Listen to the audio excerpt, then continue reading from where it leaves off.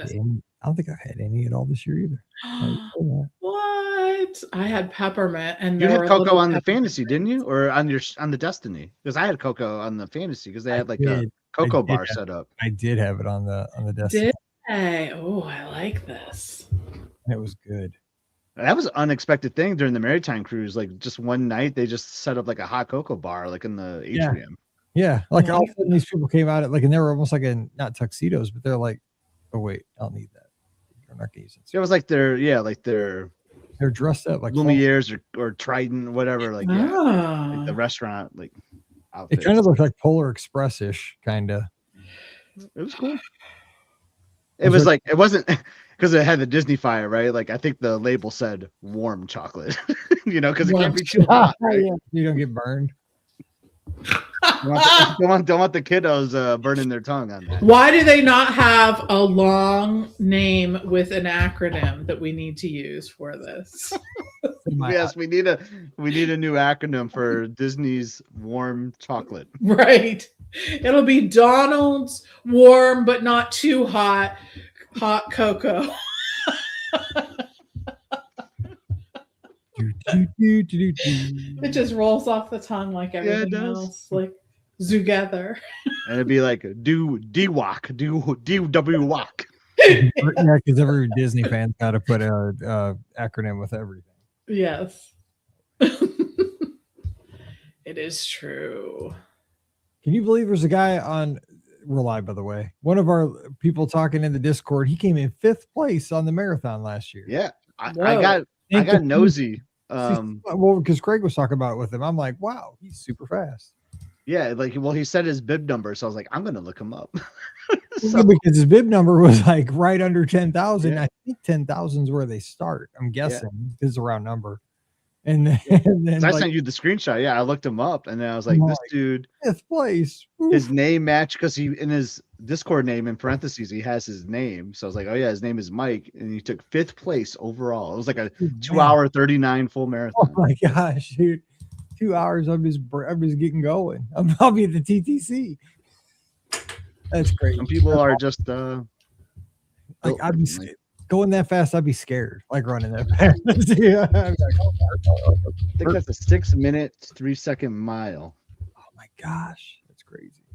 That's amazing though. That he's like in there just hanging out like. That he listens to the podcast. I know. He's just hanging out. Got like an elite athlete. Exactly. That guy's amazing. Like I went upstairs and told Pam immediately. I was like, Pam, there's a guy in our Discord. He got 5th place in the marathon last year. I was like, how cool is that? She was like, I don't care, Michael. That's exactly what she said. She was sweeping the kitchen or something. I don't know. All right. Let's see. Let's get some questions. We need questions. If you have questions, you're tuned in, drop them in the comments. We should have saved that one from earlier. Have you done that itinerary, Pam, where you go to like Catalina Island? Like out of like San Diego? I've been to Catalina, but I have not done it on a cruise, the Mexican Riviera. Yeah, we're doing that. We're doing like a 4-night on the Wonder for Emily's spring break. And I figured you've probably done something like that before, but yes, that's where does it go to some of the ports that the Love Boat went to? Mm-hmm. Puerto Vallarta? We're gonna run a golf cart on the island, actually. Yes. Acapulco or Puerto Vallarta? Is Charo going to be on your cruise? That would be cool. I hope so. That would be so good. I know how Mike likes to watch Love Boat episodes before a cruise. I think I really need to before that one. Yes, you do. Really oh my God, yeah. If you're doing San Diego, you totally need to. You need the Love Boat channel. Oh, yes. By the way, today's Ted Lang's birthday. He's 78, the bartender. Oh, look at that. It's his birthday. All right, we gotta do this. Here we go. Right. What number is this? 2830. Big number. Because there's not gonna be it's a lot of episodes, dude. Well, it gets all confusing because there won't be a call-in show Sunday night, so it won't. Yes. So Mike had to do math. Well, because they get all cockeyed when you miss a show. 2830. My internet connection's kind of bad, so I might freeze out a second here. So apologize in advance. Here we go. Welcome to episode 2830 of the Be Our Guest Walt Disney World Trip Planning Podcast. I'm your host, Mike Rallman from BeOurGuestPodcast.com and one of the senior agents over at the Magic for Less Travel. Happy Wednesday to you. Hope you're having a great week. And again, welcome back to everybody from Marathon Weekend. Hope you had a great, successful runs down at Walt Disney World. Got those medals and made the memories, and we're settling back in. Disneyland right around the corner for those folks heading out to the West Coast to run in just about 2.5 weeks, little break and heading out there again. So exciting times ahead. But today, of course, getting back together to talk some Disney listener questions, little cruise line, Walt Disney World, Disneyland, just some fun chit chat with friends. And speaking of friends, my friends are here today to join me. Scotty G here from Must See Adventures up in East Lansing, Michigan. Scott, happy Wednesday. What's up? Happy Wednesday, Mike. This is the time of year I'm really over winter right now. I need to book a vacation really soon. I love the holiday season. That's great. New Year's good. You get through the first week or two of January, but now I've just been seeing gray, and that's it. I need some sunshine. So, Mike, can you please book a trip for me? I need to go somewhere warm. Hey, we can do that. That's my specialty. That's what I do. So real quick, though, tell folks, I know you are actually have a trip on the books, which I'm excited for you because you're sailing the Wonder to San Diego, or out of San Diego, which I've never done that. I've sailed the Wonder, but I've sailed it. Where did we sail? We didn't sail out of Galveston, but we went to Mexico over spring break years and years back. Miami, I think you sailed out of. We did sail out of Miami. Thank you for reminding me of that, because I remember I lost I know your trip's just as good as you do. It was a long time. You do, because how you always have like a core memory from each trip. That one I remember that because we drove down to Art of Animation, stayed at Art of Animation. We didn't have tickets, like our passes had lapsed. Stayed at Art a couple of nights and just kind of hung out, did resort stuff. Drove the rest of the way to Miami, sailed out of there. But I remember we got back, I was so excited to get on the ship. We parked the Trailblazer we had at the time in this big parking garage at the Miami port. It was a parking garage of like 7 stories or something. Dude, I was so excited just to get on the ship. I didn't write down where I parked the car. So when we got off the ship, I could not find our car for nothing. I remember walking around that parking garage, like up and down. Like I was like on the car ramps. Like I was with the key thing, the beeper, so trying to set the alarm off so I could find it. I mean, I walked on like an hour trying to find our car. I could not find it in that garage. I remember that. Pam was laughing. Seinfeld episode right here. Dude, she waited with the luggage, and I was looking Pam and Mallory waiting with the luggage. I could not find the car for nothing in that garage. The garage was huge. Anyway, that was that trip. But so tell us about your San Diego cruise. I mean, I've never done that one. What do you look forward to? Yeah, I mean, I'm excited because we just sailed the Magic for the first time last summer, and now I really want to compare it to the Wonder, and plus I want to just mark another one off. And obviously I want to do Alaskan cruise on Disney Cruise Line. It's just not going to work this year with some of the scheduling. But then I saw they're sailing out of San Diego. I was like, sweet. We can quick do a 4-nighter on that. I can check out the Cadillac Lounge, compare some of the similar venues that I saw in the Magic. So excited for that. Catalina Island just looks like a really cool place. We're talking in the pre-show with Pam. She's been there before. Sounds really awesome. And yeah, and I love San Diego. We'll tie in a couple days in Anaheim to that too. So see the 70th anniversary for Disneyland. So that should be a really fun spring break trip. Excited to, we talk about land and sea trips out of, Florida a lot. Now I'm going to do a land and sea out of Southern California, which I think is kind of unique. So excited to bring that perspective and share it with the podcast once we get there. Yeah, our good friend Dennis down in Texas, he's our Disney Cruise Line expert over in the Discord, over in the clubhouse. He says those San Diego sailings are very underrated. And I agree, people that sail them tend to love them. So it'll be fun to talk about because, again, great ship. And nobody talks about that itinerary. It's always out there, Mexican Riviera. So can't wait to hear about it. All right, Pam Forrester, she's here, co-owner of the Magic for Less Travel. Pam, happy Wednesday. What's going on in your world? Happy Wednesday. I am with Scotty. I am tired of winter already. I want it to snow maybe the day before Christmas Eve. It can extend through Christmas, and then it needs to melt by New Year's. And then that's good. That's good. That's all it needs. That's all we need. I'm totally with you there. Like, we got I don't know how you guys had Christmas. I mean, of course, a few weeks back, but I mean, our Christmas was like 75. There was no white Christmas around these parts. And so then, in a few weeks, it'll probably get below zero. It's the weather's all messed up, but what are you going to do? It is. It is. But it's like this is the weather that reminds you of why you need to go on vacation. Exactly. And Scott's going where it's always like San Diego is supposed to be the place where it's always beautiful every day of the year, from what I've heard. I mean, Southern California is always nice, except for I guess during the Rose Bowl this year. But yes, right. I feel so they bad. needed that rain so bad though. I love seeing them get some rain, but yeah. I felt bad though, because my brother-in-law, right? He's like an IU grad, and like Indiana, like any Indiana fan was living the dream, man. Their team has been terrible for their whole life, and then they finally get great. They go to the Rose Bowl. They stop the stuff out of Alabama. I'm sorry, I know we got a lot of Alabama fans. I'm one, but he was living his dream. He went to the Rose Parade that morning. He went solo, like totally by himself. Like he had nobody to share it with. So he's taking pictures out. He's sending me pictures like, here's Mickey Mouse in that antique car. Like, because I don't know if you guys watched the Rose Parade. You guys watched it, right? I'm sure I did not. You did not watch the Rose Parade? That's like a Big Ten thing.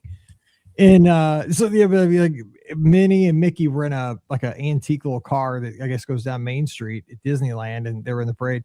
And he sent me pictures. There's Mickey Mouse, Mike. I'm like, yeah. And then the IU band goes by, and man, he was living his best life there. And the Rose Bowl's just so good. But then, of course, it had to be bad weather.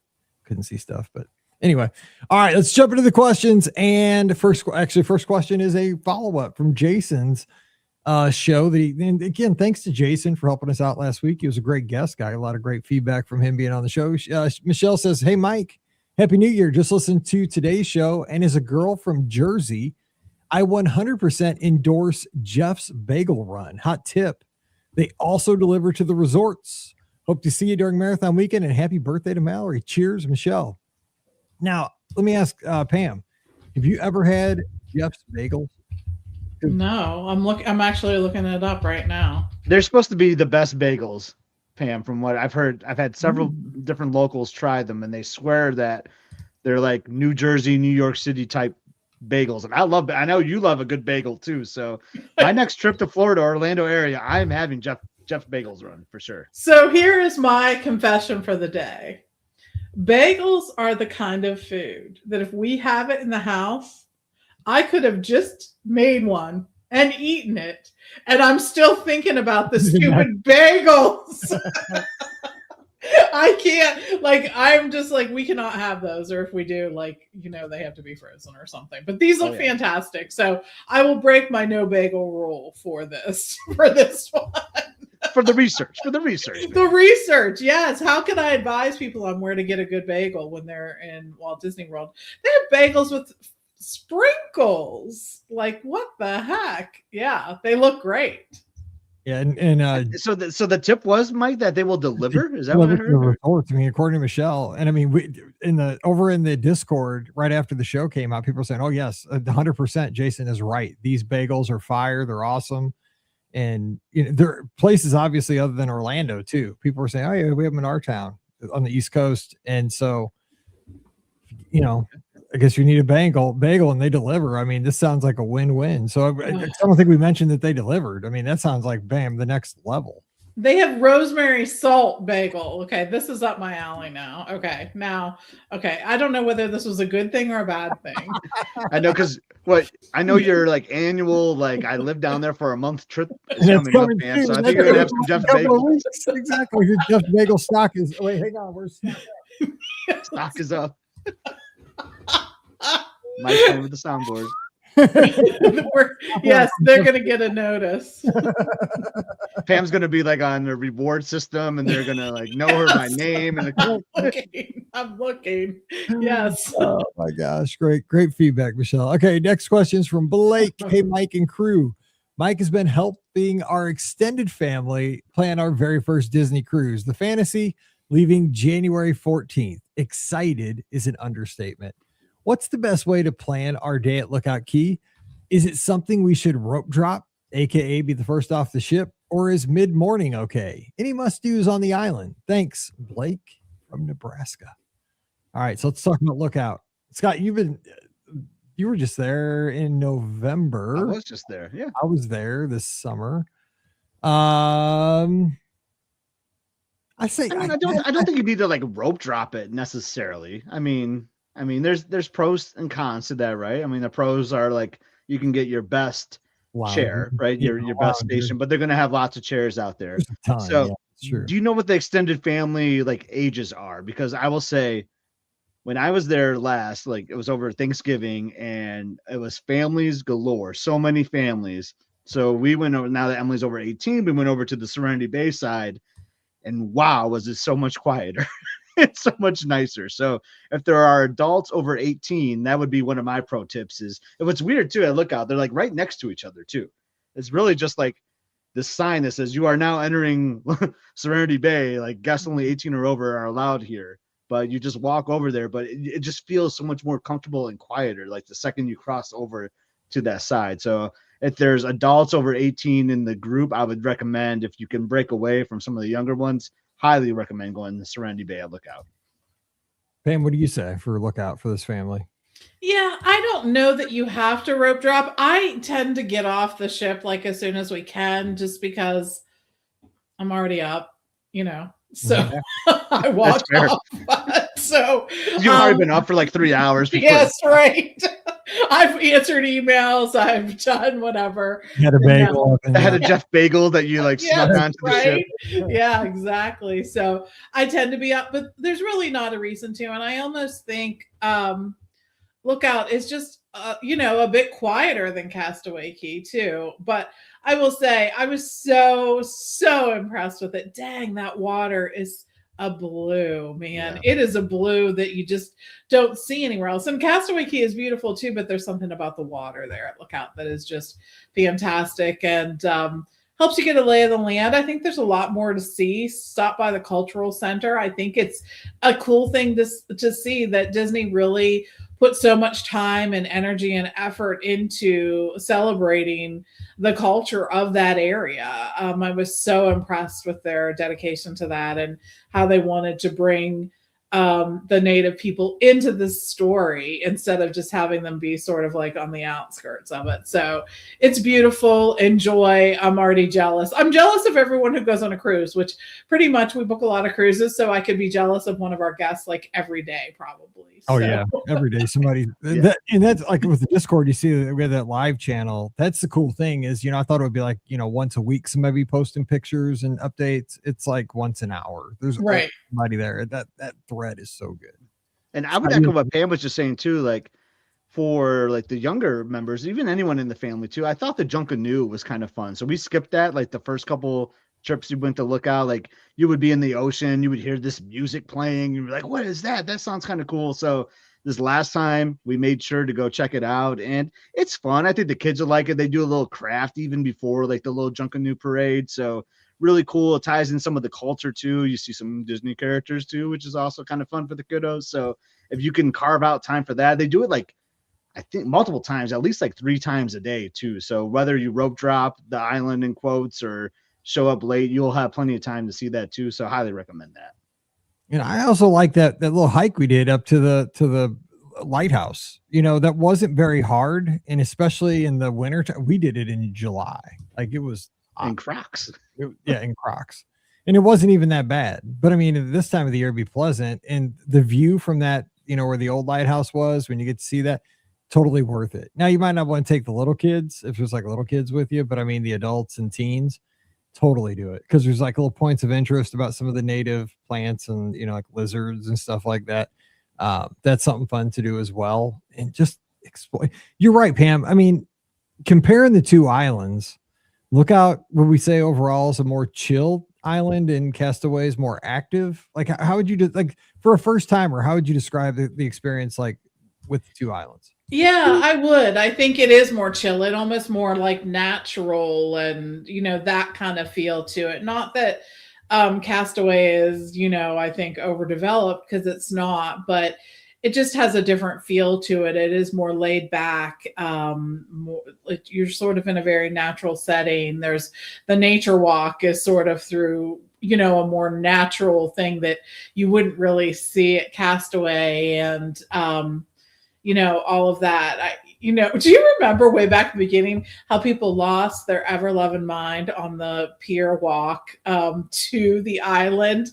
And then, like, I just don't think Disney did a great job explaining why it was out that far, and you know, all the environmental concerns that went into that. But anyways, I almost find that sort of a nice segue from the ship to the island. I really do. It sort of is, you know, how you pass under the, you know, the railroad when you go into Disneyland. Well, that's sort of like what's happening here. It's just sort of preparing you for what you're going to see and do. So, and you know, I think that when you're at Castaway, you can sort of see where the island, you know, right there from the ship. And so there's not as much of a reveal. So I love both of them so much. Don't ask me to choose a favorite because I will not. It's like picking a favorite kid. So. And it's not like, would you rather tender or do that like that fun walk? Like I like the pier, I like the walk. Yes. Like, the alternative would be doing a tender, right? Which and I like, don't want to do that. I don't want to do that. No. Yeah, tenders are terrible. I do not like tenders because like you got a tender at Grand Cayman whenever you're there, and that's not. Well, I mean, like there's other cruise lines that go to this island, you know. Yes. Disney has their part of that, and you see them. Like, yeah, I've seen Carnival ships, and they're all tendering, and I'm sure they're looking at us on Disney Cruise like, dang, I wish we had that.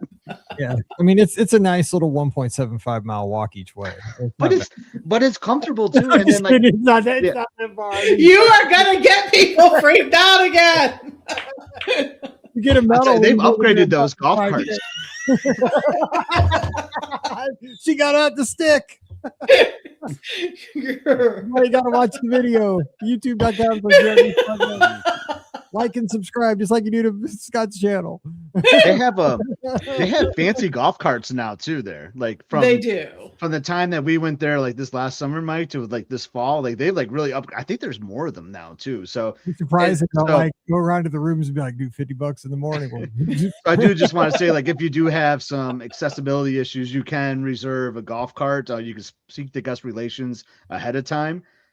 Just know that you might have to wait a little while because, you know, there are other guests that will need that service as well, but it's a good service that they offer. One thing, and Robbins over on YouTube too, and she has lots of great feedback here about Lookout. She said with the kids, because there's a great playground, like water playground for the kids on Lookout. I mean, that thing, like I was almost jealous, like how awesome that thing looked. The kids are having a blast on that thing. So obviously that thing's gonna be less crowded if you get there early, because you know, less competition for that, and you know, all that good stuff. And she said her kids got there early and got in that kids area and they had a great time. So that's something to think about if you got like those, you know, like 3 to maybe 10-year-olds, because that now I think they killed it on that thing. Did you guys? I mean, obviously we don't have kids of that age, but it looked like they really nailed that. That thing's huge. It was very impressive, I will say. Like, and you know, sometimes you have kids and those also that have sensory issues that have strong feelings about sand. And the play area, I think, really makes that sort of a perfect location for them to sort of, I mean, you can't eliminate it altogether. You're kind of on an island, but they do a good job with that. And I think it really gives folks a good spot to go and really experience that. All right, next question says somewhat urgent, so we waited till this week. Olivia says, hey there, my name is Olivia and my husband and 2 almost 3-year-old getting one last free trip in for his birthday are going to Disney February 7th. We've added Memory Maker to our tickets. Now, if you don't want to answer my question, I get it because I'm inquiring about scamming the system a little. Oh no. We only give honest answers here. Keep the censor button hot. Here we go. Okay. My sister and her family are heading down February 26th. Since I get to see my family and friends' photos, does she also need Memory Maker? Or can I just send her my photos from the app? Let me know. Also, Mike, I don't know how this works, but I would love to do a trip report with you after my trip if you're at all interested. Love the pod. Thanks in advance. Olivia or Livy. Okay. Yeah. Send me an email. Mike Biergus. Well, you know, you got the email. You just email me. Yeah. Just let me know. We'll do a show. No, that's not a problem. I mean, just, I think one of us have probably done that before. Just, yeah, they can, I mean, because you have access to Memory Maker for what, 30 days after your trip. And if you're connected through friends and family, you're good. Yep. So that's all I'm going to say. That's a fair answer. Not scamming. You're not scamming. You're just taking advantage of your purchase.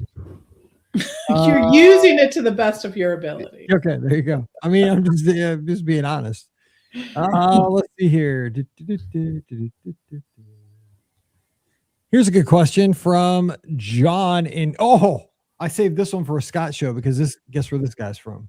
A place called Frankenmuth. Oh, Frankenmuth is fantastic. I knew you were gonna say that, dude. You perked up. You perked up like you just won the lottery. I was like, I gotta save this one for when Scott's on.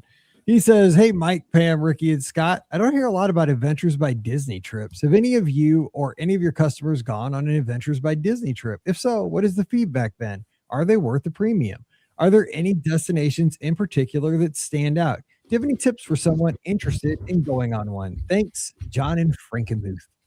Well, so this one's obviously for Pam Force. I must say, you saved it for me, but it's really. I know. I wanted to, because I had to have this panel in particular. Like, we have lots of different configurations. John, this had to be this configuration because I haven't gone on one. Scott had to be here for the Frankenmuth part, and Pam is the Adventures by Disney person. So. I know, right? I will tell you, and I say this with all serious and truth, the Adventures by Disney vacations I have taken have been my absolute favorite vacations that I have ever taken. Period. No ifs, ands, or buts. In fact, I have taken an Adventures by Disney vacation to a location that I took on my own, a vacation I planned all on my own. And the difference was sort of night and day. And I'll give you sort of a few things that I think really set Adventures by Disney apart. But one of the things I feel is the most important is the adventure guides. Just like you find cast members in the parks and on the ships to be fantastic, the adventure guides are second to none.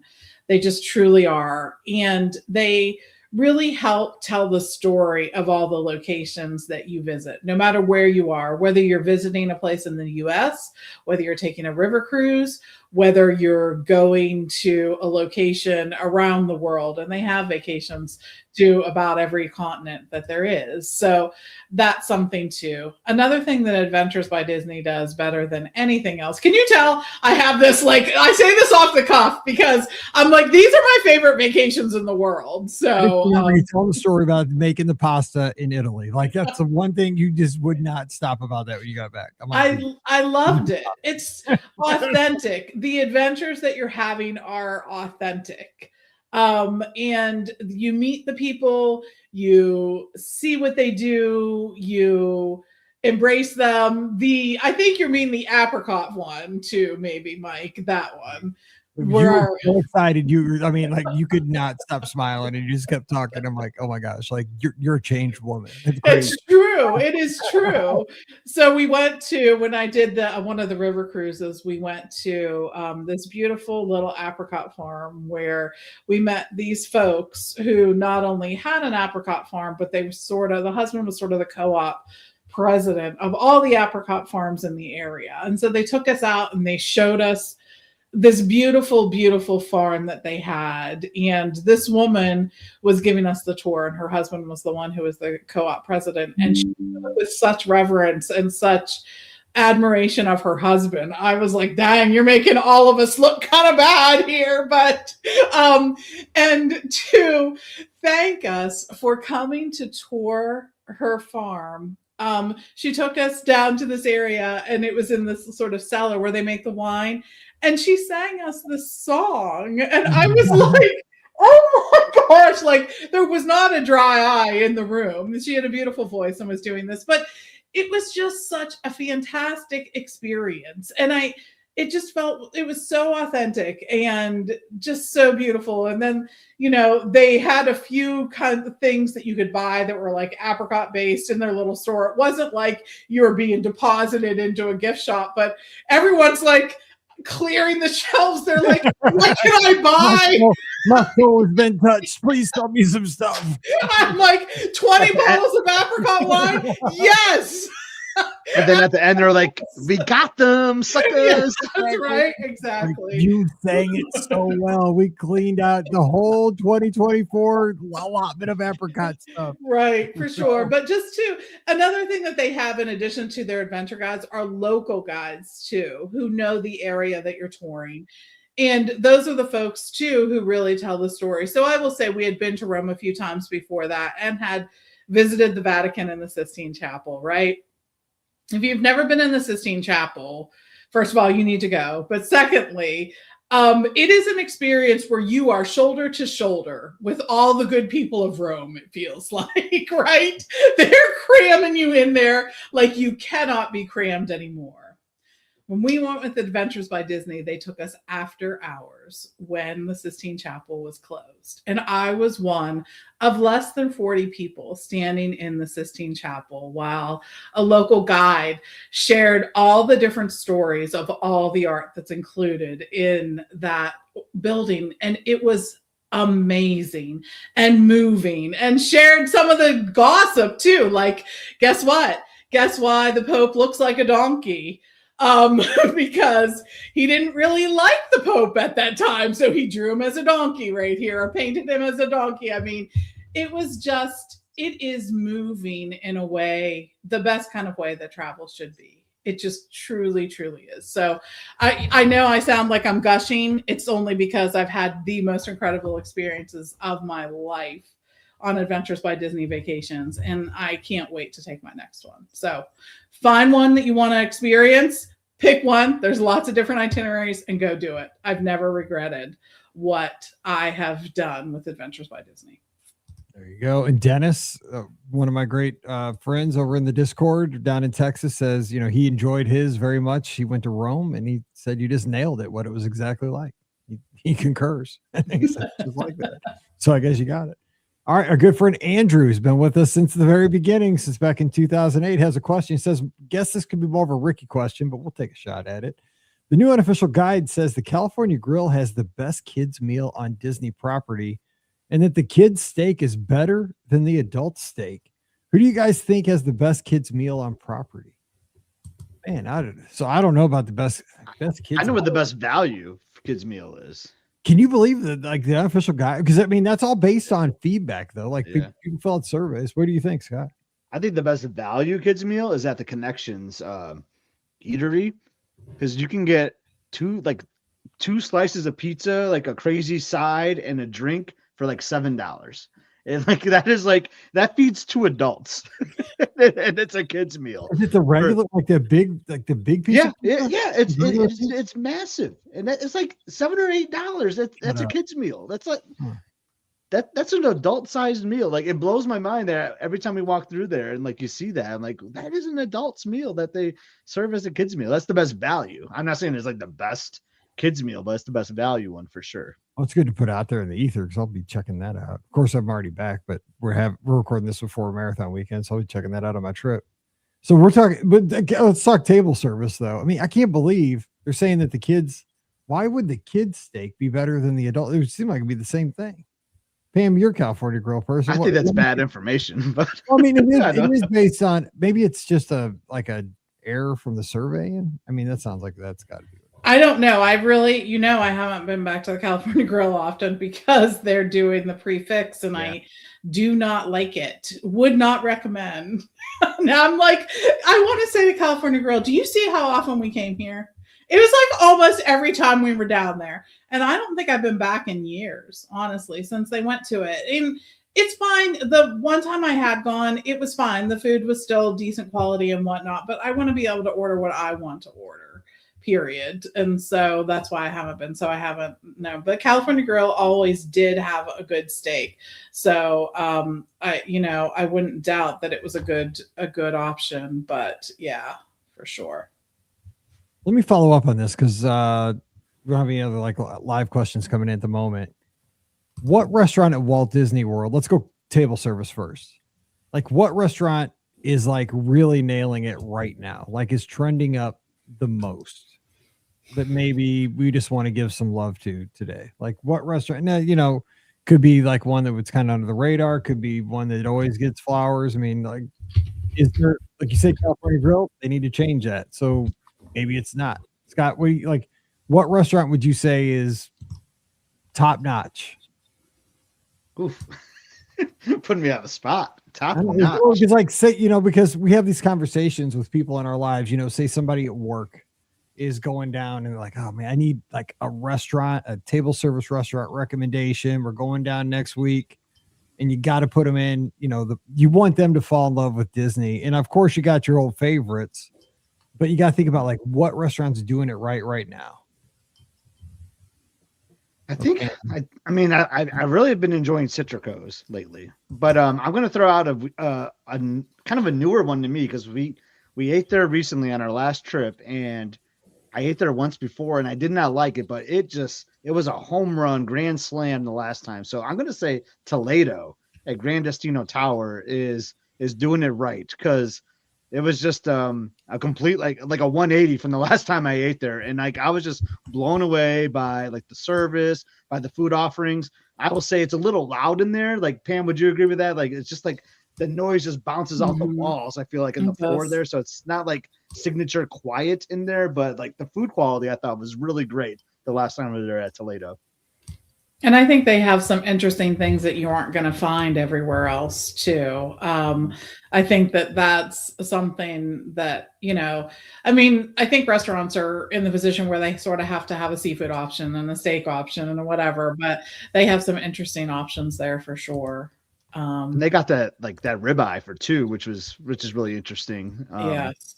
Which this is so much food. Our friends Jared and Stacy ordered that, and they're like 3 appetizers, this crazy dessert, like this huge piece of meat. Like, exactly. Wow, feed a whole army there. But have you been there, Mike? Have you been to Toledo? I've not.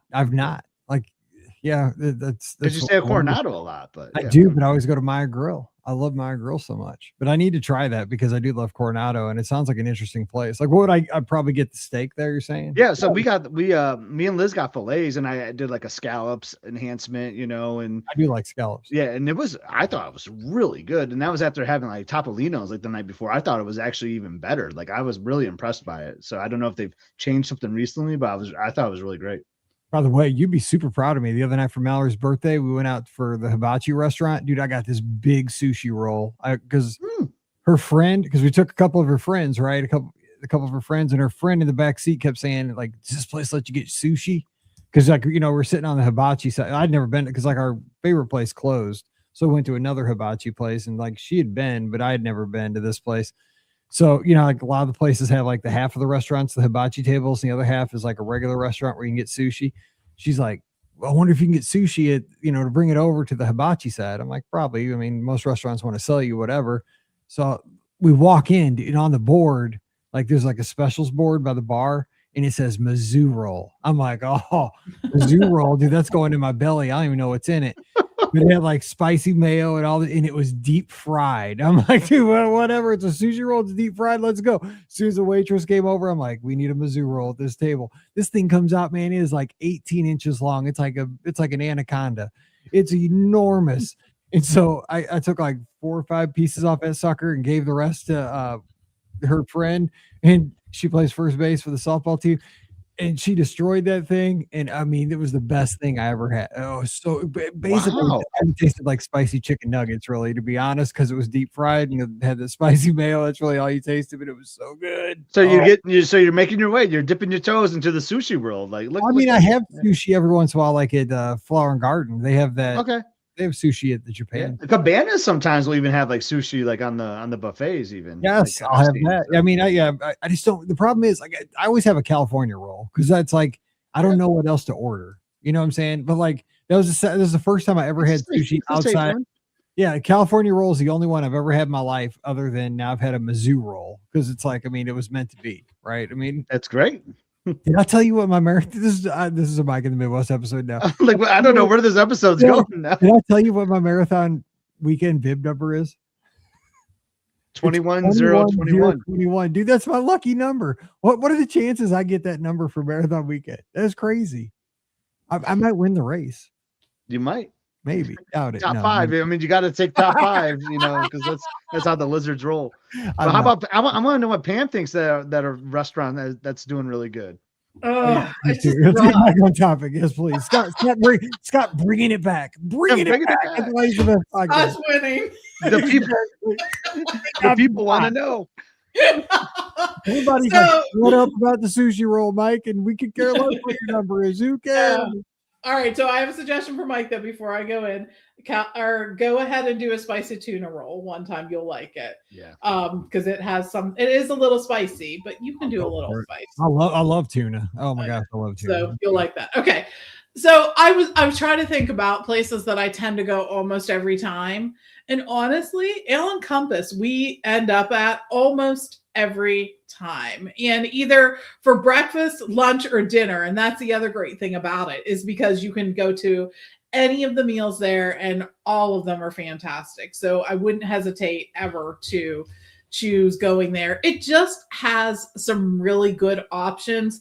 And we usually get really good service there. It's not going to break the bank according to Disney prices, at least. I think it's very reasonably priced for what you get. I will also say we stopped at Homecoming, which I know is not a surprise. We stop there almost every time. They have a few new menu items, including a what was it? A braised beef sandwich. I know, right? That comes with sort of peppers and onions and has Swiss on it and some horseradish cream. And it has some arugula on it. It was really good. They had some other new thing too, but they had a couple new items. But I will tell you, we consistently get really good food there. We walk up to the bar a lot, especially when it's just the two of us. So that's something that you can try if you can't get reservations, and they're hard to come by, but it's definitely worth checking out. The food's just always consistently good. So neither of those two are surprises from me, but I love them all, and I want to go to both of those almost every time. I need to go to Ale and Compass more often. Like that's one, like I like it, I love it, but like I forget about it sometimes, and I don't know why. I do, but yes, like when I'm in that area, like, oh, I'm gonna go to Yachtsman or something. It's like I go right. But Ale and Compass, like for the value you were talking about, like from a Disney price, like it's really good, and it is. The level of quality is just about as good as Yachtsman. I know that lemon chicken, like dang, it is way good. Our hack, Steve and I usually end up going there, and he gets some lemon chicken, and I get like whatever their specialty flatbread is, and we split them, and they're both so good. So love them both. I always got the pot pie there. That thing was so good. Oh, that seafood pot pie. Oh my god, that thing's huge. It's so good.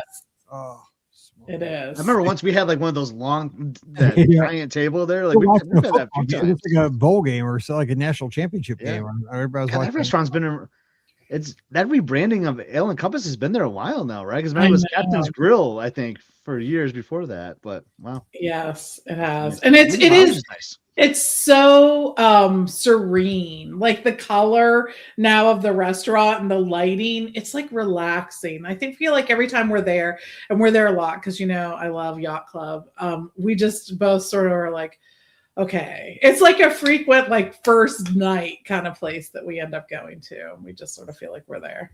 It's under the radar, so you can usually get an ADR walk in. Exactly. That's it. I know. So keep this amongst us. Exactly. This is our people. Tony over on Facebook says, just ate at Homecoming in early December. The pot roast is the bomb.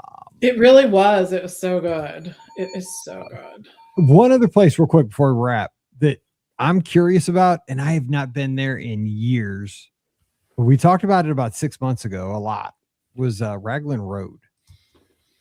Yeah. It is. Yes. This place is like flying under the radar, but I think it's really good.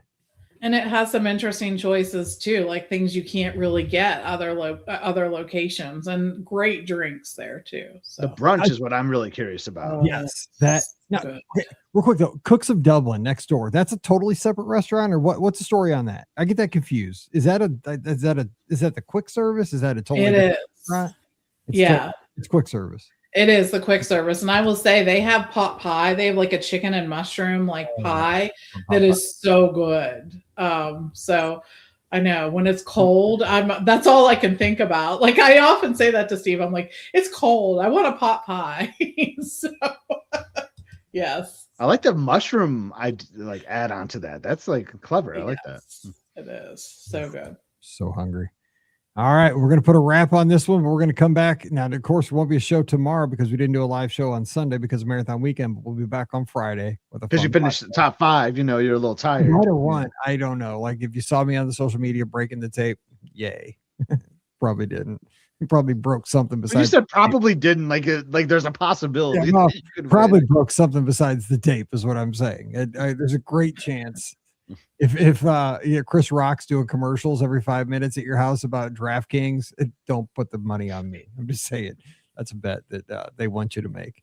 All right, so we are going to jump out of here. We'll be back on Friday. Thanks to Scotty and Pam. We are going to have a fun show for you for that. So don't forget, the show is brought to you by the Magic for Less Travel. We'd love to help you plan that 2026 Disney adventure, whether it's Walt Disney World, Disneyland, or sailing with Disney Cruise Line. We'll get you there and no additional cost to you. So check out all the details today over at themagicforless.com. Please also use our Amazon affiliate link, beourguestpodcast.com/Amazon. That really does help us out. And you can become a patron of the show, just $5 a month. And it really, really does help us out. Thanks to everybody who does that already. You guys are all stars. Thanks so much for that. When you do that, you get a bonus show called Mike in the Midwest. So come on over this weekend. We'd love to have you, or this week, patreon.com/beourguestpodcast. You can follow me on the socials at beourguestmike. That's Instagram, x.com, and Threads. Scotty G is at Epscott, EPSCOT. But the place you want to follow him is on his YouTube channel at Must See Adventures. Scott, real quick, I know we're a little bit recording this one a little bit early, but in general, what do you think is happening on the channel this week? I think we're gonna have our kicking off our new series of the last summer. You know, Pam and I talked about it at the top of the show. When it's winter, we're thinking about warm weather, escaping the winter. So why not share our summer trip from last year? So if you're curious about staying at the boardwalk or Disney Magic Cruise, you want to tune in and check out that series on Must See Adventures. All right, like and subscribe. Must See Adventures today. And Pam, you can check her out at TMFLT Pam on the socials and soon down in Florida, because Pennsylvania in February, not cool, right, Pam? Thumbs down. Would not recommend. Would not recommend. All right, don't forget, we have the Discord channel. It's our live chat. It's our message board. It's the coolest place where the cool Disney fans hang out. It's the friendliest place on the internet, and it's free. It's for everybody, and your invitation's waiting. So come on over this week. It's over at beourguestpodcast.com/clubhouse. So we'll see you over there. We'll have a live show this Sunday night. We'll do that. We missed it last Sunday night. So coming over, we'll take your calls Sunday night, 7 o'clock Eastern, 6 o'clock Central, Facebook, YouTube, Twitter, Instagram, or Twitch. Join us wherever you like. All right, we're jumping out of here. We'll see you on Friday. So for Scott and Pam, I'm Mike, wishing you a great Wednesday. Stay safe, stay healthy, and we'll see you real soon. Like, I was so thrown off. I was like, planning a vacation, like looking at some rooms. And like I was in a queue apparently, because I think they released some new discounts maybe or something, but then like it played like some loud music when like the queue opened for me, and that's right when you asked me a question, Mike, and I was confused, like what is this like dramatic music that's playing, and like I don't know. Anyway, cool story, right, bro? Yeah, exactly. My point, I didn't know that they played this like dramatic music when you got into the queue. Sometimes there is music. You're right. Sometimes.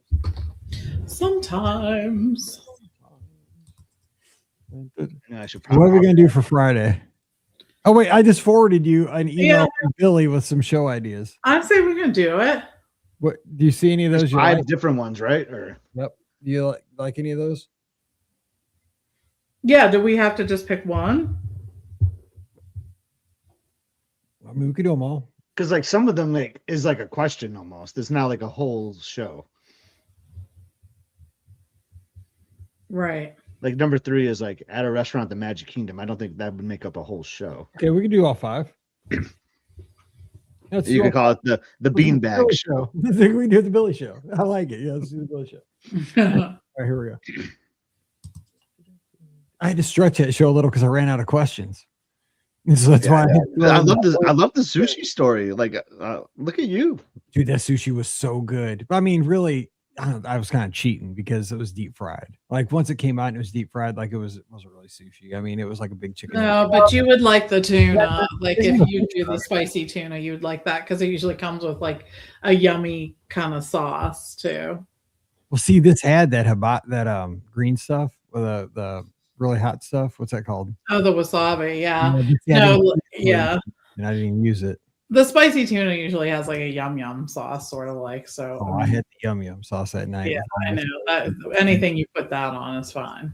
Pam's like, you're so gonna end up in the hospital tonight because like my surgeon told me, whatever you do, don't eat vegetables until the surgery. And there they are, dude. The guys out there. I'm cutting up, dude. What am I doing, dude? I'm eating vegetables like there's no tomorrow. I'm just like, I'm like, just take me to the hospital after this because I'm Oh probably my gosh. it's so good. You're a mess. You would think that you would listen to your surgeon. Like, she's like, just chew them up really good. Oh, I'm like, why are you bringing me here? You're trying to kill me. You're trying well, to. you could eat just the meat stuff. Oh, I did. I ate like 7 pounds of meat. I had the meat sweat so bad when I left that place. Because you know how it is when you go to those hibachi places, dude. Like, you know, he's chopping it up, but he made too much, and like the one kid didn't want it at that end, so he's like, "Sir," you know, I'm like the biggest dude at the table, so he's like chucking them into me. You know, I'm like a seal because I can catch him. Like, ah. Anyway, all right, let's do the Billy Show. Some of those are going to take some thinking, though. But I haven't even read them that well, but we'll figure it out. We'll do it on the fly. Here we go.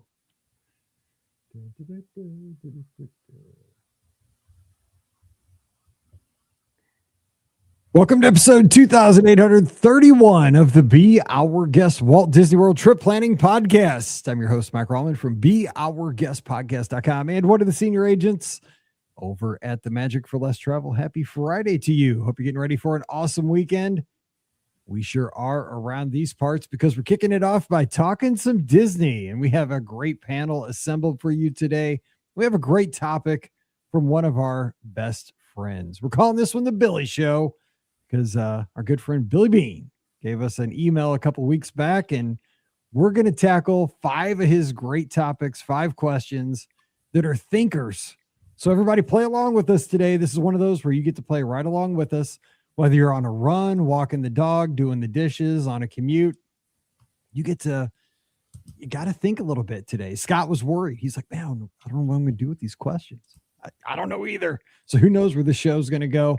But then, you know, coming over to the clubhouse, beourguestpodcast.com/clubhouse, the Discord channel, and let's have a combo this weekend. Let's get everybody in here so we can start the conversation. Scotty G, Must See Adventures, the hottest channel on the YouTube, joining us here. Scotty G, happy Friday. What's going on? Happy Friday, Mike. You know, I know we're recording this one a little early, but I'm excited to say it's a 3-day weekend for me. Like, this is what you need when you're recovering from the holiday, when you're working the corporate world. You get another long weekend thanks to the Martin Luther King holiday. I need that in this wintertime. It helps me get caught up in the new year. So really looking forward to the 3-day weekend and the national championship football game for college football. We have no idea who's playing in it, but I bet you I guarantee you someone from the Big Ten is playing in it. Can I just give you one of these? They are not playing. They're not playing in it. Let me give you one of these. And I'll just say roll tide to you. Well, they are definitely not playing in it either. I don't have any buttons for you. I'm kind of out of buttons, but yeah, it's gonna be fun. Yes. Yeah, excited for the weekend. It should be a good one, and excited to see what kind of questions Billy Bean has in store for us. Yes. Can I say that I'm glad that I'm actually not on an airplane flying home during the national championship game for like the first time in forever? Because Pam brought that up to my Pam. She's like, you realize you won't be in an airplane flying home on the Natty this time, because usually the national championship game for years was always that Monday that everybody's flying home from marathon weekend. You're trying to watch it on the plane with sketchy Wi-Fi. It's a mess. What's also interesting though is you always say like, oh, I can't come down for wine and dine or these other race weekends because I can't miss any college football. Yet the semifinal football games are happening over marathon weekend, and you're probably not going to watch much of them because you got to wake up early the next morning. Or you had to. I know we were recording these early, but not that I don't have faith in my Mizzou Tigers, but I will. So yeah, I mean, I kind of assumed they would not be in either the semifinals or the finals of the national championship. Now I will defer. Like if they were to make the national championship semifinals or finals, I will just not run. I would go to the games. I will say that. There we go. But, all right. We have it on record here. Absolutely. You know that, dude. Like my brother-in-law, like I talked about on Wednesday, he went to the Rose Bowl. I would have been at the Rose Bowl. If Mizzou would have been in that, I promise you, I would have been at the Rose Bowl because that'd have been like living a dream come true. But for sure. Let's go. Pam Forrester, she's here. She's like, shut up about the football. Let's talk. I just sort of do my eyes like glaze over. I'm like, what? I know, but you put up with us and we appreciate it. I know, I do. Go to the Magic for Less Travel. Happy Friday, Pam. We love you. I like that you all are excited by it. Like, I'm not trying to yuck on anyone's yums here. I get it. Like, that's yeah, Hannah taught me that one. Like, I like that everyone has their passions and have things that make them happy. So that's a good thing. Sure. Probably not everyone thinks that the stuff that I like is very interesting. So I think I just like everyone's interest. I think everyone. I do too. I just think the world is a wonderful place, and I love what that people have things that they enjoy. Right. Like listening to the Be Our Guest podcast. Put your hand out, Pam, in the box. Let's all sing Kumbaya before. I'm doing like this. Do I have to do like this? If we're a real good YouTube channel, this would be the thumbnail, but we're not. Who cares? I'm honestly not even like the big college football fan that much anymore. I just like the dog Mike on it because I cry when I watch the like, dude. So this was a couple weeks back at this point, but I mean, I'm not even a big NFL fan, but they showed the video from the last game at Highmark Stadium for the Buffalo Bills. And I cried on the treadmill for that. Like, I mean, because I feel it. Like, you see these fans that have been there for like 30 years of their season tickets, and you're there like watching the last game, and they show all the highlights of Marv Levy and Jim Kelly and all the players. It's like, dude, it's like cutting off an arm or something in the last game. It's so sad. Sports hurt you. That's all they do. They just hurt you. Yeah, it's pain, sadness. But you know what cheers you up? Walt Disney World. There you go. Let's go. So, and Billy Bean's a good friend. Let's talk about it. So what Billy did was he wrote in an email. It says, hey, Mike, Pam, Ricky, Scott, here's my possible show idea. It seems like there have been plenty that you can, it seems like there have been plenty of you that can have something, but I messed that up. Here's my possible show idea. It seems that there have been plenty of you can have something, but you have something. I'm totally screwing this up, but let me just skip that. I would like to suggest something a little It's a different. Friday. We're just having a good time here. And I think Billy has a few typos in there too, but we're just going to go past that. All right. So let's see. You can be an Imagineer for an episode and with an unlimited budget. So here is the task. So we have 5 of them. 1, reimagine transportation. You can expand an existing line if you choose from where to where, or come up with something completely new. Okay, so we get transportation. We can expand a line or do something new. Where are we going to do that? So let's let ladies first. You get to either expand. So any transportation, I guess, Skyliner, monorail, boats, buses. What you doing? I think I'm doing Skyliner. I do. I really have enjoyed the Skyliner. I think it's sort of a very novel transportation option. Like, you can't really do the Skyliner that many places, in the country. I know it has some challenges when like there's like a storm or something like that, but then Disney sort of rolls out some buses to sort of get, to pick up the slack there. And I just sort of like it. I really do. I think that it's just fun that like you get such good views. I love the monorail. I truly love the monorail. It's so Disney, but there's just something about it.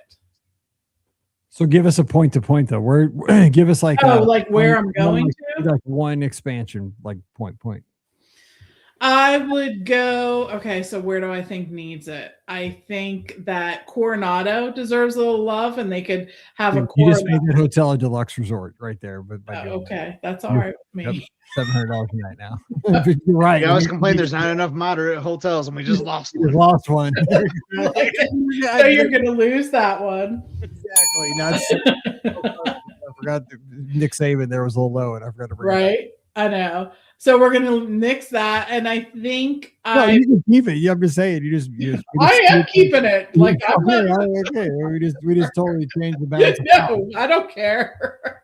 It doesn't bother me. And then I think I might extend it a different way too, but I don't even know. I don't even know where I'm going to. I think I might extend it I don't know what would be easy to do. Caribbean Beach already has it. Coronado would have to be its own sort of Hub, yeah, like a Caribbean Beach hub, kind of, right? yeah, it would sort of have to be like you go from Hollywood Studios over to Coronado, which is just across the street. So I don't think that would be huge in terms of that. But then what else is near Coronado? Could it go down World Drive all the way to Magic Kingdom? Maybe. Because that'd just be parallel to World Drive, basically. Or Yeah. to That would be a Epcot, nice maybe? ride too, actually. It'd be like almost like the monorail ride. It would kind of be like the monorail line. there, Yeah, so. that would be like the long loop, like the Epcot loop. So yeah. Scotty G, what do you say? What are you thinking? So I'm just having fun with this. So I actually said this on our last trip. Because when we were there, like I think the monorail got like struck by lightning. Like the monorail was down like this one day, like we were going to Magic Kingdom. So the only option was taking the boat from the TTC, which ironically we went there. We said we'll never park there again, but what do? We're there parking it. And I said, you know, I love the ferry boats. They're great. They hold a lot of people, but I'd love to see Walt Disney World like use some of their theming to some of their stories. You know, they love their IP, right? So I say we need to get some submarines in the Seven Seas Lagoon, and that's how you get to the Magic Kingdom. You know, it's a 20,000 Leagues Under the Sea theme ride that takes you to the Magic Kingdom from the TTC. So you just aboard the submarine, and boom, you zip on over to the Magic Kingdom. So I'm not like eliminating like any or adding on a new transportation line. I'm just replacing the ferry boats with a submarine ride that kind of gets you psyched, you know, for the Magic Kingdom, for this Fantasyland world you're about to go into. This is why we're brothers, because we're both going to be tapping into everybody's claustrophobia in 2026 because so does mine. So because Billy did say that we're going to become Imagineers and budget was no concern. He did say something like that. Mine is taking your idea and going just a bit further with it. Okay. And apparently, now I haven't been to Vegas in ages, but apparently Elon Musk built this boring company out in Vegas where there's this tunnel and it like kind of like a high speed situation. I'd like that to come from the airport for like a central hub at Walt Disney World where you get zip zapped from MCO because like we all rue the day that Magical Express comes back or went away. But what if we had this like a little pod you get in, you know, like those teller tubes from back in the day at the bank, you know, like get your luggage, boom, they put you in a little tube and, you know, you're 10 minutes. You're like in a little capsule. Like we make this like new super hub, whether it's a Caribbean Beach with the Skyliner or Coronado. It's like the TTC, but it's like the TTC 2.0, right? And that's where the buses now are. Like it's it's the TTC of the future. And boom, it deposits you like a check used to. Boom, you get dropped off at like a central hub and you're there. I mean, like from the airport to Walt Disney World in 10 minutes. Like in, you know, shoot you over like 200 miles an hour underground. That's impressive. That's what I do. Well, Billy's got, I didn't see, I'm not giving the spoilers, but Billy does have answers. Oh, I didn't even know he had answers. Okay. No, Diana, though, on Facebook says, I would like to improve upon a current transportation method. Can we please get estimated wait times at the bus stations at the parks? Like That's a great idea. Riviera bus arriving in 15 minutes, etc. See, I'm the opposite. I say nix those because they're always fake news. Those things are never accurate. Just take them away. Hope. They're never right. Or Scott, do you think they're ever right? I'm like, whatever. I don't know. It's funny to see when it's like at 5 minutes and then It's 12. a minute goes by, then it's still at 5 minutes, and a minute goes by, it's still at 5. But it brings you hope that there's a bus coming. But they're not right. Like it does bring you false hope, is what it brings you. So we'll see. All right. So real quick, Billy said, I'm creating a system of self-driving mini buses that would carry about 20 people to any destination, but there would always be 4 to 5 at any resort. You would queue up for your destination and you would leave and you leave in a more timely manner instead of watching the bus to the park that you're going to pull away just when you made it to the bus stop. I understand that this would make the bus system obsolete. I would retrain the bus drivers to control and assist with the new system. Dude, that is so smart. Like smaller automated buses. I like I love it. Oh my I love God. that That'd idea. be awesome. little more realistic than my submarine idea. Yeah, my bank tube. That's a great idea.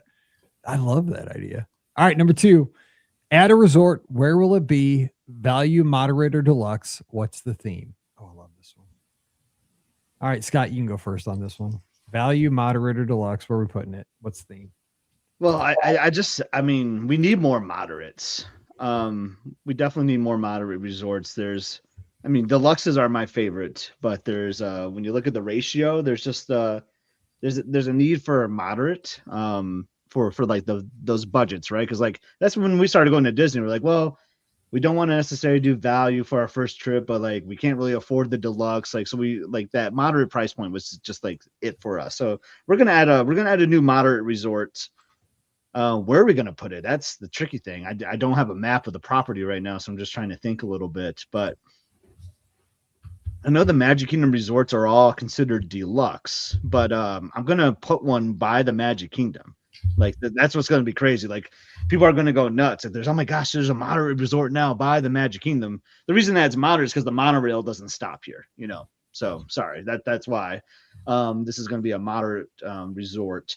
Because I believe there is some land over there. Like if I remember, like from like Len Testa back in the day, used to talk about it, like, and I remember looking up at a Google map, there is some land that could be a resort around there.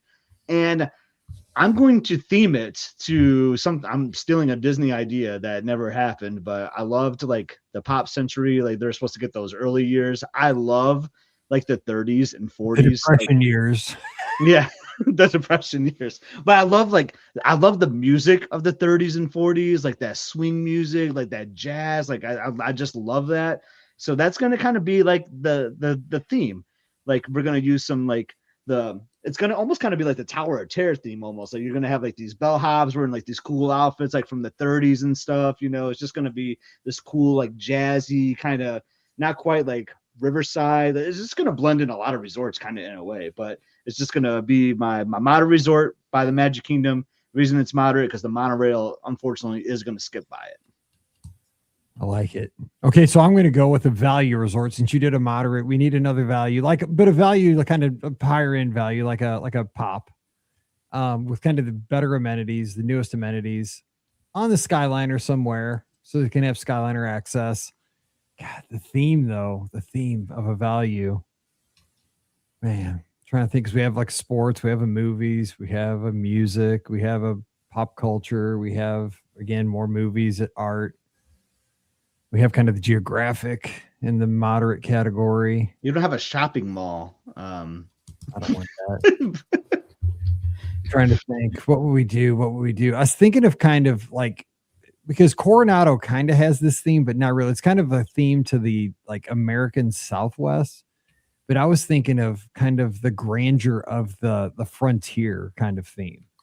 You know, where like maybe there's a value resort that's themed to like the old cowboy, you know, the old horses, you know, the old idea of the Old West, you know, kind of like a Frontierland type experience where it's the whole thing, where maybe the food court's like a saloon. You go in and everybody's like, "Howdy, partner." I don't know. Maybe I like it. Workshop that. I like it too. Yeah. That's good.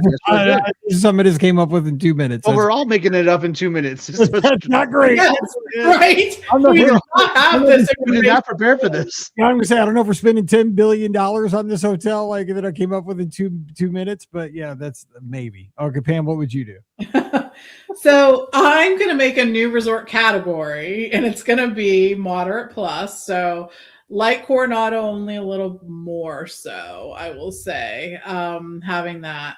And I think what I'm going to theme it after is water and all of the IP that does surround water, right? So we have, like, there's so many movies, in particular Moana, and I know Moana is at the Polynesian, but I think there's just lots of opportunities there to sort of focus in on that.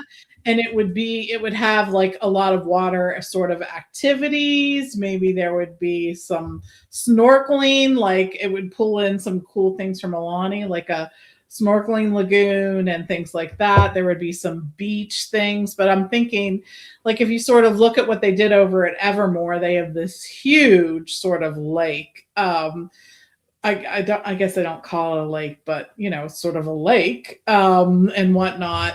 And I think there's lots of opportunities for that. And Disney did such a good job, I think, with Animal Kingdom Lodge and having animal keepers who care for those animals. And I think that they're ones who could really have sort of animals in this space too, because they bring in animal keepers and things like that. So that's where I'm going. I like that moderate plus idea. Yeah. Because that's how I describe Coronado too. I mean, Disney doesn't describe it that way, but I think we all do. Like in, folks that travel there often. Yeah. Like I like French Quarter. I like Riverside. They're awesome. But I mean, there's obviously a little touch above there at Coronado. It's because of the conventioneers and so forth, the amenities there. Agreed. Yes. And people love that. So I think that that's needed. Agreed. All right. Question 3. Add a restaurant to Magic Kingdom. It seems to need the most help. Billy says, what land would you put it in? What type of food are you serving? You can dream up something new or import something from another park. Now, see, I get to go first on this one, and I have the easy one here. This is great because Cool Kids Summer 2.0 was announced a couple weeks back, and there's a little confusion, and I'm going to say that they kind of missed out on, or maybe they could do this later. So in Cool Kids Summer 2026, Jesse and the pals are going to go into Diamond Horseshoe Review, but it's not a meal. In our Discord, people thought it was going to be a meal. It's not. It's going to be yodeling, dancing, singing, all that kind of stuff. It's an activity. It's a fun little party, but it's not a meal. But that's going to be my meal. Toy Story character meal in Diamond Horseshoe. It's a winner. You're printing money, Disney. Woody's Roundup over in the Magic Kingdom. Boom. Right there in Frontierland. On the edge of Frontierland right there. I mean, it makes sense. Obviously they have the experience at studios, but I mean, bring them over to Magic Kingdom too, and you just be printing money right next to Liberty Tree. I mean, those characters in the Magic Kingdom, totally making sense. So Pam, where are you going to put a restaurant in Magic Kingdom? Where are you going to do? What land? I'm going to do it in Fantasyland, and I'm going to take a Geo 82 approach and have it be an adult only space, because I will tell you the times where I thought I may lose my mind were I was in Fantasyland, and I felt like an adult only restaurant may have given me a little bit of an opportunity to sort of collect myself and put myself back out there again. Now, I completely understand Magic Kingdom. There are going to be kids there. I want to see kids there. That's not the issue for me. I just feel like there are a lot of places in Magic Kingdom for kids, and this might be an opportunity for adults who want to be in the Magic Kingdom too, to sort of get away from that but still experience, I think, like the joy and the nostalgia and the whatnot of that. I think I would sort of theme it to maybe some vintage attractions and some things that people may have sort of a nostalgic connection to, and maybe even look at sort of figuring in some kind of food that fits with that too. Maybe we'll see like foods from the past, not just at the Magic Kingdom, but maybe we'll bring back the handwich as an option. Only upscale versions of it, but like things that they used to have that people always sort of reflect on so nostalgically and want to see these back. I'd absolutely bring in some new things too, because they weren't all winners. Let's just say people may want to have them again, but they weren't all great. But I think it would just be a nice option where adults could go. So I like that idea. Real quick though, Pam, Veronica over on YouTube is asking about, was Diamond Horseshoe ever a dinner show? It feels like the perfect spot. So it was. Now, did you ever go to it? At Magic Kingdom? Because obviously it was at Disneyland. So I believe it had a show, but it wasn't like a dinner show when I went. I thought it did back like in the 70s. It had like a dinner show to it. I don't know. I thought it did. I don't know. I really don't know. I remember there being performances there. Because there's that stage up there, and then Right. And I remember that. It was sort of like a hoop-de-doo light. Exactly. Yeah. But it was like quick service when we went. So you were able to get a meal and sort of, take it there and that. Whether before then it was, I don't know. I just didn't my memory is just not that good. So Yeah, I think back in the 70s it was like kind of like a hoop-de-doo experience. I think from what I've read and seen. Diane says she thinks it involved Goofy. I believe it was. There was like a character. Chainsaws? I don't know. No, no chainsaws. I'll see. Just during September and October. I came flying through there and kids flew out of there. It was crazy. All right, he's got two more. Or wait, Scott didn't give his. Where's your restaurant going, brother? Well, I mean, I would just re-gut Tony's. Really just retheme Tony's and like make it a really nice Italian restaurant, because that is just prime spot. But I was just going to do something kind of funny. I'm going to make a specialty event dining that happens at night, and it's called the Loop Around the Magic Kingdom. So the train is going to turn into a specialty dining option at night, where you're served like this meal on the train. Like, even if it's like raining, like, I'm sorry, you got to be on there. Like, you can't even cancel your reservation. You're committed to riding this train, even in the rain, if you have your reservation. But you're going to be served. I haven't figured out what the cuisine is yet, but you're going to do like this loop around the train after they close the train, like for the day. And it's going to be the specialty, like loop around dinner of the Magic Kingdom at night on the train. I saw something similar to that on the Amazing Race in Europe once. And I thought it was the coolest thing ever. Like they went around the town on a train. Now it was a closed-in train car though. Like, yeah. But I mean, we could get new train cars possibly, but I think it'd just be kind of a cool to do like I don't know how many laps you do if you slow, like how the train goes down, but I think it'd be kind of a fun little concept. I thought, could you do it on the People Mover? But then like, I was just trying to think, where could I do this fun little, like different type of interactive, like dining thing. So the train seemed like the obvious one for me, but so we'll do that. Like our Basmore there on YouTube says they could, like bring glass walls down for the train. That'd be super cool. And like Beth says, progressive dinner with foods inspired by the land you pass by. Yeah, there you go. Dude, that would be awesome. Dude, I love that. I love the transportation. It's kind of like a monorail crawl, kind of like, I love when transportation and dining meet. That's a winner. Yes. All right, we got number 4. If you could add a ride. Did Billy have his though, or? Oh yeah, I forgot. Wait. Oh, sorry, we didn't give Billy's number 2 for the resort. He said, "I'm building a new resort near Hollywood Studios. It'd be a moderate, but with the feel of Coronado Springs. Its overall theme would be Art Deco to reflect the style of the old Hollywood sections of Hollywood Studios. I would have cast members, citizens of Hollywood style, roaming the resort." Oh, see, nice. Billy nails it. He had more time. He did. I mean, Billy did nail it. He did have a little more time, but he's still nailing it. Billy's smarter. All right, number 3 for his third one about the restaurant. So he says, "My new restaurant is going in the new Cars Land. It'd be based on an old style drive-in with car hops on roller skates." Okay. Was that even in play? I didn't even know. That's killer. What's that place going to be called again? I forgot the name of the new Cars Land. It's got Pistol Peak. Piston Peak, right? That's what. Yeah. Piston Peak. You did what in your cup? Like flows. Okay, we got the acronyms. EP. You did what?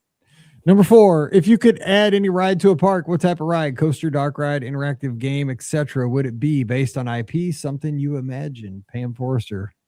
I want to add more Toy Story / Buzz Lightyear attractions, because dang, I want to be able to get on those attractions more, because I want to improve my scores. So I don't ever have enough opportunity. I think I would add it to Epcot, because it's right for another attraction, right? Maybe maybe the Imagination Pavilion, and we could like shoot whoever came up with the current incarnation of Figment, the Figment attraction, because I'm tired of it. No, I just I feel like the Imagination Pavilion of all the pavilions really deserves a renovation beyond renovations, right? It just does. And I think that maybe there would be a way to sort of, it doesn't necessarily have to be a gun or like that kind of shooting, but there is a way that you could use the same kind of technology where you're sort of building something or doing something like that. I don't know. I need a better Imagineer than I. But someone who could come up with something, and then those skills could sort of translate. And while we're at it, since we have an app that is capable of tracking you, why can't we keep track of our scores on these kind of things, right? And earn additional abilities maybe based on this? Like, let's really go all in with this, Disney. I love that. I like that idea. What if, like, the top 3 at the end of the night, like, you get some kind of tangible reward for being Yes, you get a $5 gift card added to your or like an ice cream cone or something. I mean, you know, like, you rip your rotator cuff in Toy Story. My right shoulder right now is bothering me. But you get one scoop at the plaza. You know, like, exactly. Something, anything in that space. But even if it was just another skin for like your app or something that you could personalize, I would even take that. Really and truly, I would. But I think, there's a lot of interactive capabilities that they haven't really tapped into yet. So I would love to see that. Great idea. I love the idea of like keeping track of stuff. It's not because they do it behind the scenes. Dude, let us have some of that data. Come right. On, give it to us. All right, Scott, where's your attraction going? What's going to be? I mean, I always complain about how they're always adding IP. I just don't have enough time right now to think of like a creative original ride. So I'm just going to go with an IP one right now. And I've always said there should be like a 101 Dalmatians ride, like a dark ride. I love dark rides. I think a dark ride of 101 Dalmatians would be really cool. Like kind of going through the movie, but add some like cool elements too. Like maybe there is like a little drop in there or something, like Corella's chasing you a little bit at the end, and you do like a little roller coaster thing, like it starts off slow and then it picks up, with the chase, and it ends happily ever after at the end, with all the puppies. I think it'd be really fun, but I'm gonna do something kind of crazy. It's not gonna go in Magic Kingdom, which is where you think 101 Dalmatians would go. Animal Kingdom. This is bonkers. I'm putting it at Disney Springs. We're gonna build a ride at Disney Springs. What is it gonna be like a lightning lane situation all the time, or what? No, I mean it's just gonna be there. It's just gonna be part of like you're just going there, just going to Disney Springs. I mean the lines might be ridiculously long, right? Because like you're not paying an admission there, but I don't know how it's gonna work. Maybe it is like a lightning lane thing there. You get on your lightning lane, you go to Boathouse to have a couple things, then you go do your 101 Dalmatians attraction. But I think it'd be kind of interesting to have a ride at Disney Springs. Like we don't need like a whole theme park of rides going on there, but I think it'd be cool to have an attraction there. So I'm adding it to Disney Springs. I was with you till you put it at Disney Springs, dude. Disney Springs is crazy. You pay like $5 to ride the little mall train over there at the marketplace. And we're not doing that though. We're not doing that here. Sweet, great ride. Disney Springs is crazy enough. Like, have you ever been there during Christmas without a ride? Dude, that place you get mugged. Like, it'd be let's see what happens. Let's see what happens. Man, it'd be so popular. Oh my gosh, that'd be crazy. Yeah, pay for it like you do the balloon. Maybe. Yeah, there you go. Yeah, I guess it could be like, I guess the balloon's a ride. Now that I think about it, think about it. I guess the balloon is a ride. I mean, let's think. You basically pay for all these rides in the park anyway. Yeah. Huh. Maybe you're not. You're sly like a fox. I'm just trying to be different, like I do. So no, that's why you look like the president. That headshot I showed you earlier. Exactly, dude. What's your ride, Mike? You know what? I'm nostalgic, right? I'm bringing back an old classic to the Magic Kingdom that's been long gone. You know what ride I'd always love to bring back? 20,000 Leagues Under the Sea to Fantasyland. Now that I've got to ride the subs out of Disneyland and I survived them, I wasn't sure if I could handle it because of the claustrophobia thing. When they closed that hatch at first time, I was like, it is tight in there. But I did ride with that one time I was at Magic Kingdom when I was like in 5th grade. We were passing through because the spring training thing with the Phillies. We did ride that ride, 20,000 Leagues Under the Sea. And I remember my dad My dad at the time had that old videotape, the camera that had like you carried around half of the VCR like on your shoulder, and you had the camera that looked like a TV crew on your shoulder. And we have videotape of that somewhere. It was in 1985. And I remember I watched that videotape forever when we got home and we rode that ride. I remember like the bubbles going by in the porthole and all the little fish swimming around, and you know, all the sounds, like the sounds were so cool. But as you went down, I just thought that was like the most, because I still like, I swore like I was going, you know, thousands of feet underwater. It was so immersive. I'd love to have that back. I know it's probably not a great ride for nowadays because it's slow. It doesn't fit a lot of people, but I mean, it gets by out in Disneyland. It's a cool ride. I love that. Mhm. Yeah, it is. And it's interesting. There's so many different ways. Like, I feel like they could almost theme it differently at different times too. Yeah. Like, let's have a holiday 20,000 weeks. I don't know. Put Christmas lights on it on the top. Right. Yes, exactly. No, but I feel like it's something. Our Bazmore says people move over to Disneyland. We're getting a lot of Kronk and Yzma coasters. Oh, yeah. Yeah. That'd be good. Let's see here. Billy said, my new ride would be an interactive ride that would move through the process of animation, starting with the history of animation and progressing through to current CGI methods. I would use onboard cameras and CGI to feature guests in different eras of animation. Kind of sounds like that experience I used to have at the studios, kind of like a mesh of that. Remember the old, what was that show where they bring you up and like you do the sounds and the sound, where American Idol was, Frozen is now. It was kind of a show there that kind of gave you back behind the scenes of how they put TV shows together, like the Foley artists and stuff like that. Mhm. I like that. All right, last one. Add a new land to any park. What would be your theme? A new country to World Showcase, a new land based on a film franchise. So we get to add a land for the last one to any park. Oh, I mean, I would love to add another First. pavilion to Epcot and World That's Showcase. what I would probably do too. What country would you add to World Showcase? Oh man, so I mean, I know a lot of people talk about this one too, but I would love it too. I think Australia would be great. I agree. I think agree. that'd be Yeah, that's what I fantastic. was I don't know. Yeah. I had to like put out the map to see like where exactly I want to plot it, but I know Imagineers talk about their space to do it. And I would maybe you gut out that section between like the Africa outpost area. Maybe there's something you could put there. That's a huge footprint right there. But I would love to see Australia, and I think that'd be super cool. I know there's a lot of Australian listeners of the podcast too. I'm sure they would like to see that. Oh, we have tons. And I mean, Australia, I've always done research on Australia. I so want to go there someday. And there's so much to it. Yeah, I'd love to. I mean, that's yours, but I would love to see Australia come to World Showcase. I mean, the food is made. I mean, again, Mike in the Midwest. What's my touch point to Australian food? Outback. Mike's a little bit blooming onion action, a little shrimp on the Barbie, And he's going to stick Crocodile Dundee in there as well. That's why I need Australia to come to Epcot, people.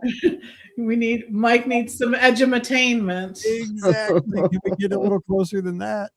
Oh my gosh. Epcot. No, but what's like, I mean, so do we have like, I'm trying to think in Epcot, what's the closest we have to like a Caribbean like representation in Epcot, like a Jamaica, a Haiti, like like the Caribbean nations? Do we have anything like that? Is it just too close that's why they're not represented? Because the Caribbean is so close to South Florida, Central Florida, just Florida in general. But I love I mean, America's pretty close too. And it's true. I mean, America. They're hosting World Showcase, right? We're hosting. Yeah. But I love, like, I think that'd be kind of cool to have, like, I guess you maybe need more exotic countries, but I don't know, maybe like the Caribbean as a whole. That'd be fun, kind of fun. I dig it. Chicken. Yeah. Jamaican I think they can figure out how to do it. I think that, especially because they're already there, sort of enmeshed with that, that area too, because of the cruise line. I think that they could tie in with Cool Runnings, my favorite movies. Let's go. All right, Maybe that'll Pam, be I'm one gonna- of the. Maybe they can add a ride like a bobsled. Yeah, now we're like talking. thing. I mean, you know what though? If you ever sail with Royal Caribbean and you go to Labadee, they have the most dangerous cool runnings experience on that island because I did it with Paige. It's a gravity coaster. And I swear it's what they train on for the Jamaican bobsled team. But we won't talk about that right now. Go ahead, Pam. What do you got? Golly, this is rough for me. And I think the one probably that I would find to be interesting is probably Greece. And I was trying to think, like, will it be different from Morocco? And it would definitely. I think that there are some opportunities for definitely food there because there's some great Greek food. I think that there's a good opportunity maybe for some characters when you think about it. Like you could do Hercules, you could do, stuff like that.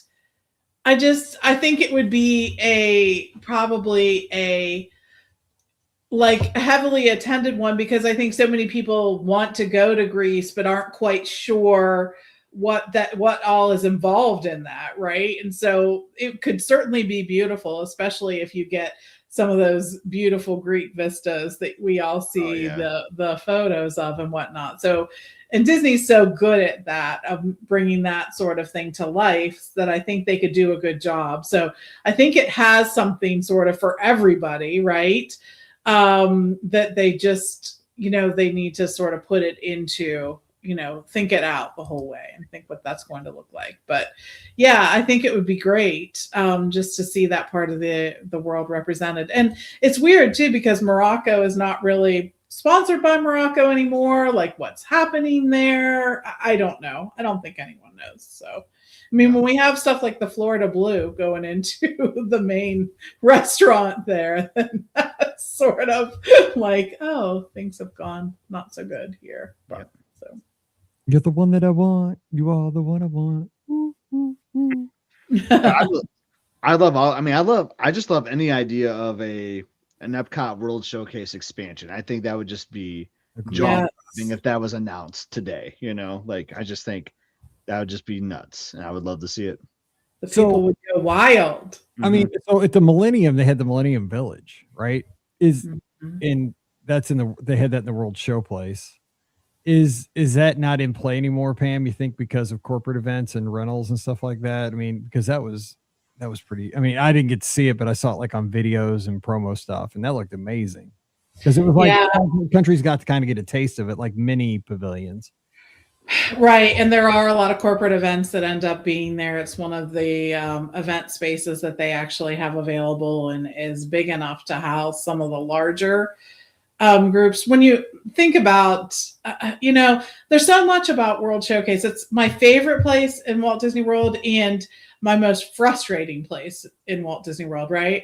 Like if Rose and Crown can literally only manage to come up with 4 entrees, right? Things have gone horribly wrong. Like what? I don't understand what's happening. I don't understand why they can't do better. And then when you think about like even some of the other restaurants that are there, I think part of getting to know a culture has to do with food and the people. And so they brought back people from other countries for sure. But I think each one of the restaurants there could use some love. Like, I don't know that the Germany pavilion, I as much as I think that it is one that people enjoy, the buffet and whatnot, I think that there's a lot of other food from Germany that people could experience. I think when you're looking at something like Italy, I don't know that there's a great representation of true Italian food there. I mean, believe me, I like Via Napoli as much as the rest. But I think that having been to Italy, there are some options that aren't represented there well. And I think they could do better. They like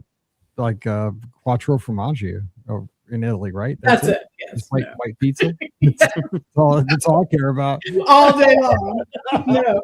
But I mean, they could just do a better job with these things. And even we know like the restaurant in China, is really not attended that well. Japan has sort of, I just think that there are options that they could introduce people to that would Absolutely. give us better representation of the actual country. So, But I guess it gets back to like you got to have something that's kid friendly. People that don't like to take chances with their dining. I know we can offer a chicken option at every one of these. Each one can have a chicken tender option and mac and cheese. Yeah, exactly. 100%. They can have an adult version of the kids' entrees for those who would like it. So, all right, real quick. Billy's says my land would be dedicated to classic Disney movies and would be all dark rides, trackless rides, and especially boat rides. I like this.